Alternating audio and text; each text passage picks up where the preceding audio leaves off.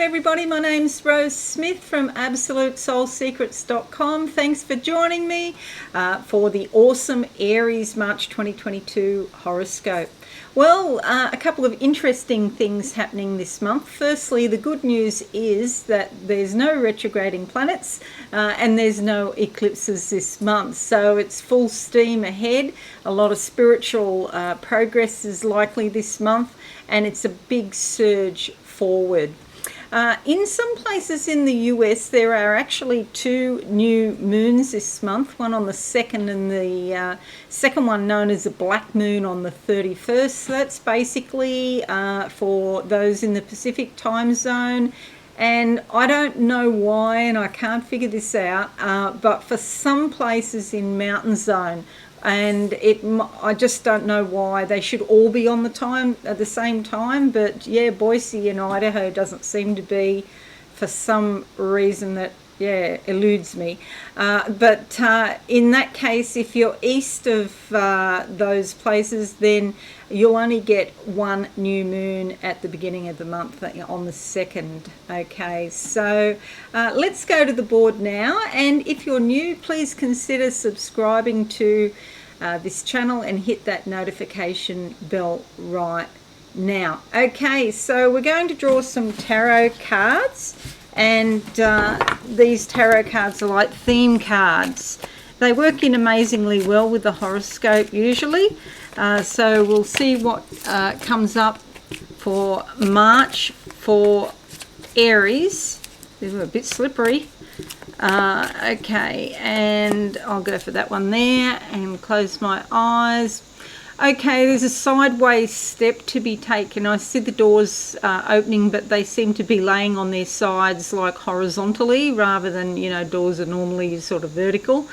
And these are sort of laying down. So some opportunities, but are they really going to, get you further in life? That's basically something you're going to have to figure out, but hopefully we can help you in the horoscope. Page of Swords. Okay, so some good news coming, and it's something that you'll be thinking about, something more on the mental horizons. There's not so much emotion attached to it. It's time to look at the big picture and decide whether you want to go for a particular opportunity or not. Okay, so bear that card in mind there, and let's have a look at the second card here. We'll see what comes up for the second half of the month, if you want to think of it that way, or maybe you don't. Okay, close my eyes. I see steps. There's 3 steps. They're easy, but you could be tired as well. So even though normally they would be easy steps to take, some of you are certainly feeling perhaps a bit jaded or unmotivated or tired. Now I can see, I've just opened my eyes, and there's a red flower in the forest. Fair dinkum. There's a red flower that I've never seen before, and there's a butterfly flying around it, sort of yellowy coloured butterfly, a red flower. So I want to, for those people that are tired, I just want to take the growth and the happiness and the vibrancy of that red and channel it to you during this reading. All right, let's see what comes up. It's the King of Pentacles. So maybe you're feeling a bit down in the dumps concerning money, okay? And this is why you need energy and activity. But this energy here in the King of Pentacles is super, super positive. And you'll see there's grapes all around here. Do grow some grapes. I actually keep meaning to do that myself, and I keep forgetting. But this is about enjoying the harvest, what you've done to get to where you're at the moment, and to take some time out and enjoy the harvest of your work. This indicates that someone will, come into your life, or perhaps you'll get in touch with an energy within that will help you make mature, sensible decisions around money, so that you can start to accumulate money, and maybe you won't get caught up in spending money in a sort of whimsical way or in a frivolous way. You'll be only buying what you absolutely need. This king here is dressed in aubergine purple, And that's about intuition, using your third eye, you know, to be smart about the things that you buy, where you spend your money, and how you make money. Okay, so it's very important, because even if you don't make so much money, I mean, I've read a story once about a librarian in the US, and she was on very low money, and she ended up, everybody was very surprised when she died, because she had over $1 million, and it was what she did with the little bit of money that she actually could afford to save, and how she invested it and things like that. And she ended up, you know, and this is probably, I read the story about 20 years ago, so this is probably happening like 40 years ago or something like that. So there's a way out of financial problems for many people, okay, if you can just avail yourself of this King of Pentacles energy. If nobody comes into your life like that, you have to find it in yourself. Go back through your ancestral tree and do a meditation and contact somebody in your family who's passed and ask them to guide you forward. All right, so they're the two theme cards for the month. Now, what I'm going to do is make this bigger, so hopefully you can see that. And I'm just going to put these here because they'll probably come up. You do have a bit happening here in your second house and eighth house to do with karma, okay, and second and eighth house are your finances, or the finances here in the eighth house where you share resources or finances with other people. Could be a partner, could be a bank, you know, could be getting a loan for your business or something like that. So the North Node and the South Node, basically, in a real quick nutshell, your history and where you've been and where you're going to financially, okay? And you've also got Uranus there, which can be like something out of the blue, quite unexpected, but not negatively. You know, sometimes people think, oh yeah, like a lightning bolt out of the blue, it's a negative thing. Yes, it can be, or it could also be like a win. But you know, we wouldn't say, in astrology, we wouldn't say, oh, you're going to win the lotto or anything like that. But you've got two things happening here. Well, three things, really. The North Node and South Node are on an axis. They go together. And then you've got this. So there's a few things happening about your money. Alrighty, so a big surge forward for everybody. Your ruler Mars is moving from your 10th house into your 11th house. I'll talk about that shortly. Your MC or medium Charlie, I think it's pronounced Charlie. Some people say Coley. That's in Capricorn, and it's in your 9th house. It's about developing your life, okay? Actually, it's almost going into your 10th house. It's just here at 0 degrees Capricorn. And so with that, this becomes very real, very earthed, very grounded in practical reality. And it's about your life direction and your career, what you need to do in order to be doing the career that you want to do. That red flower is just sort of calling me. I just keep seeing it now. I can't unsee it. And so, yeah, you need energy to grow, basically. 2 new moons I talked about, no retrogrades, no eclipses, and a lot of activity up here in this last quadrant of your chart, which suggests that there could be a lot of energy around the society, the collective, looking at the big picture, which is here in this card, okay? Take a big picture view. It's not just about you looking at your personal life, but what is going on in your country, or, you know, where you live, that involves large numbers of people.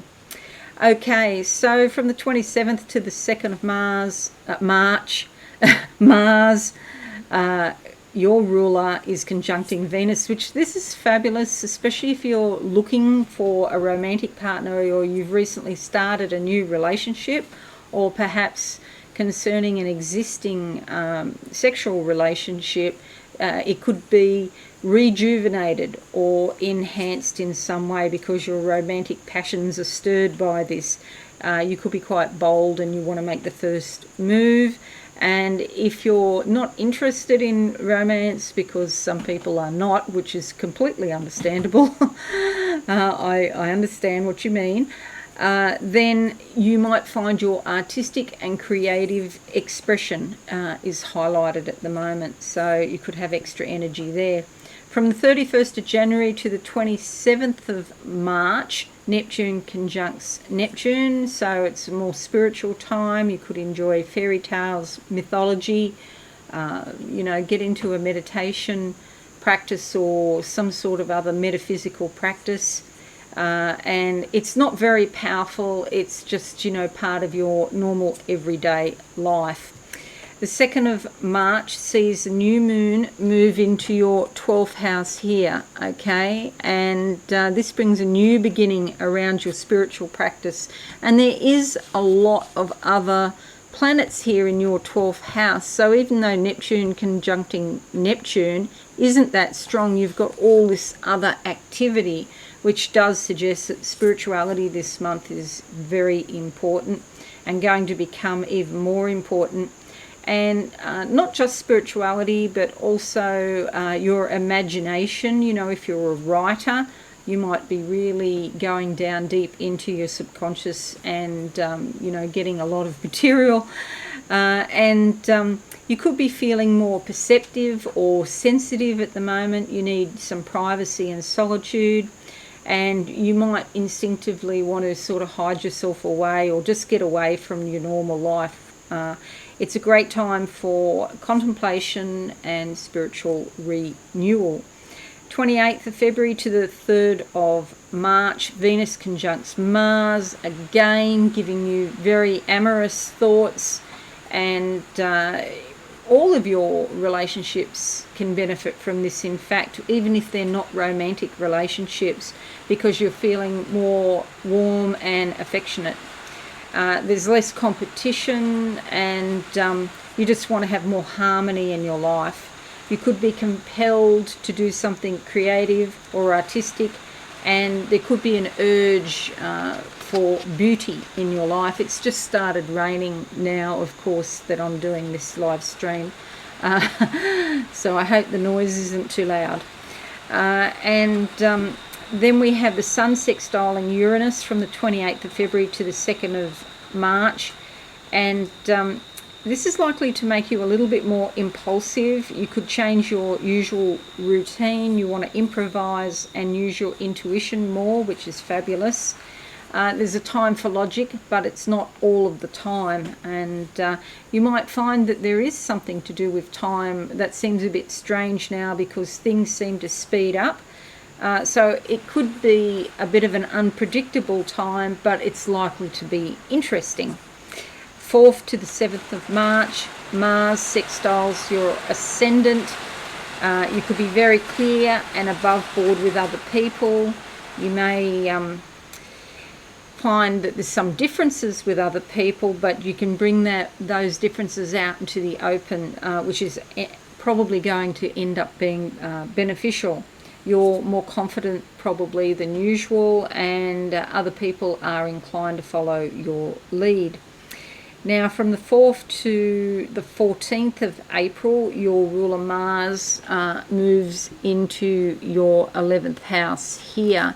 This is all about groups, connections, and also your hopes and dreams. But you could play a leadership role in a group or an organisation, or take some initiative involving a group situation. You could be feeling quite passionate, and you stir others into action. Team sports and group efforts of any kind are likely to go quite well now.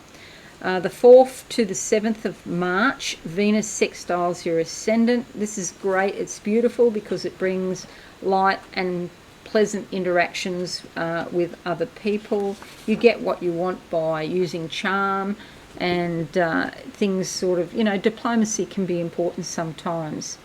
You can enlist the support of your friends, and they're likely to help you, or you may help them conversely.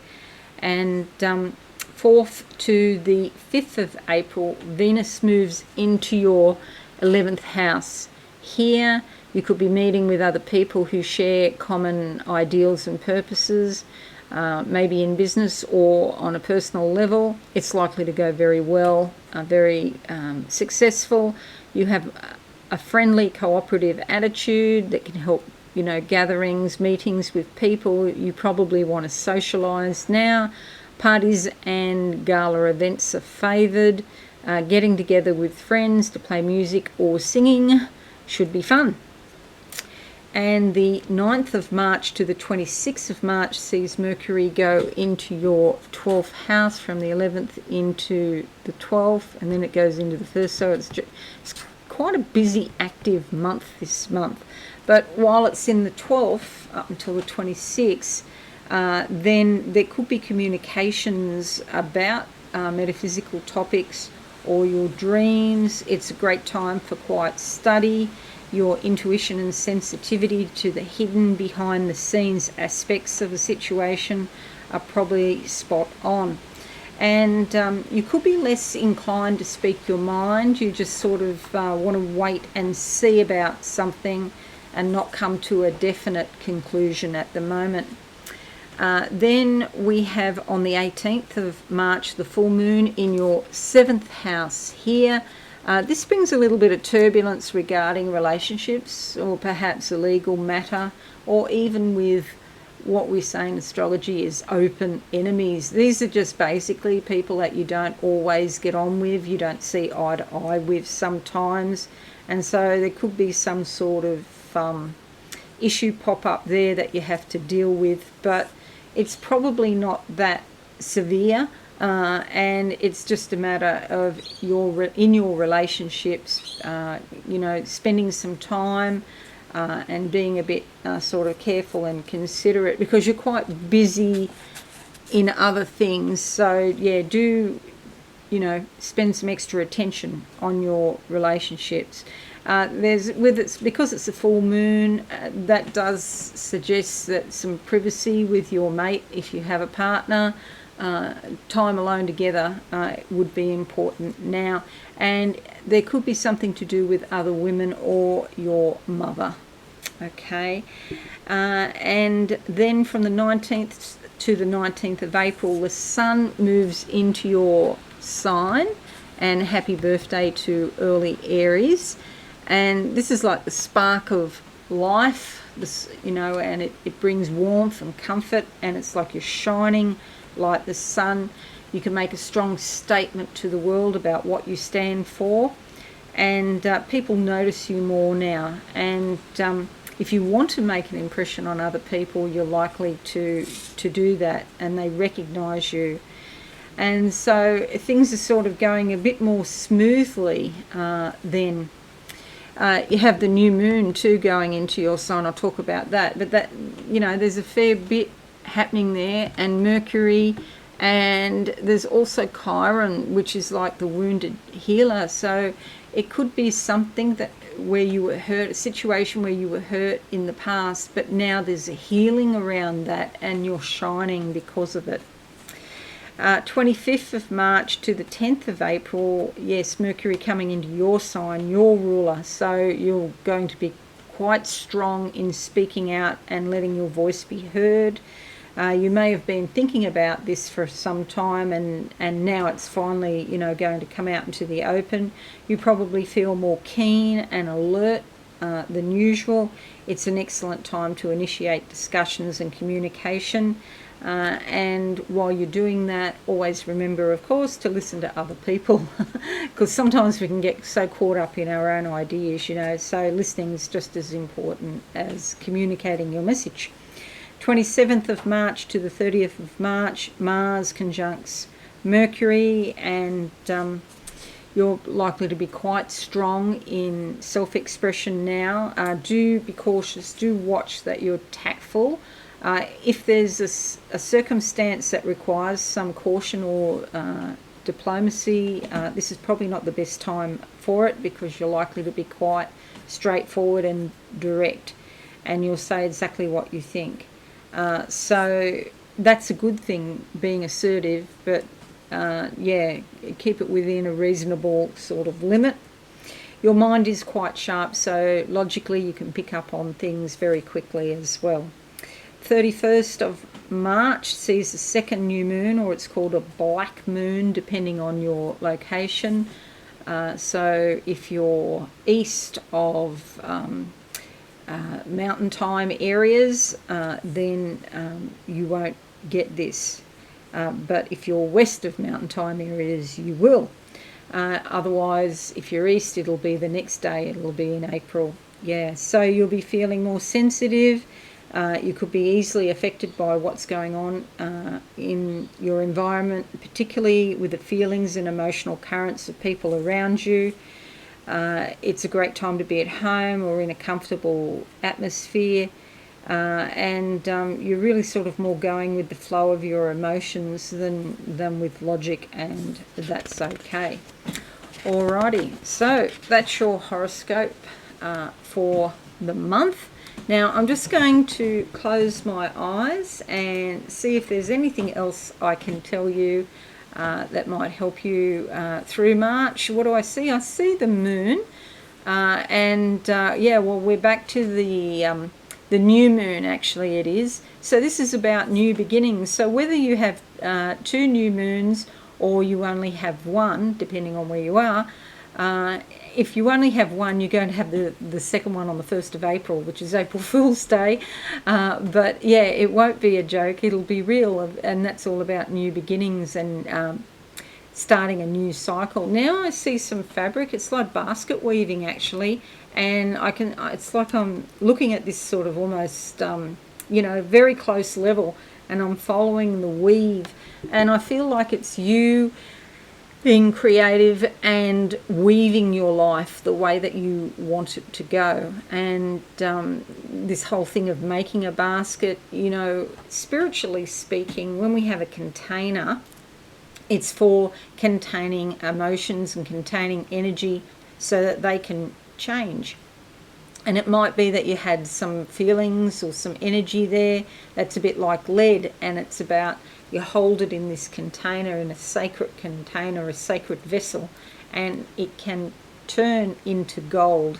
So there's a spiritual reality with that. Now I've got somebody holding up a book, which is probably their life book, and the pages are turning. So this means that time is moving on, and there's like a new chapter of life, or a new, again, this is just another way of saying that a new cycle is beginning for you this month.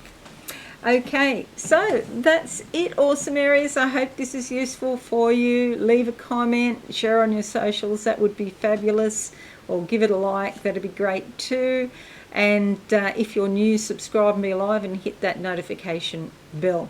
Okay, have a wonderful month everyone, and I'll see you all again soon. Thanks and bye for now.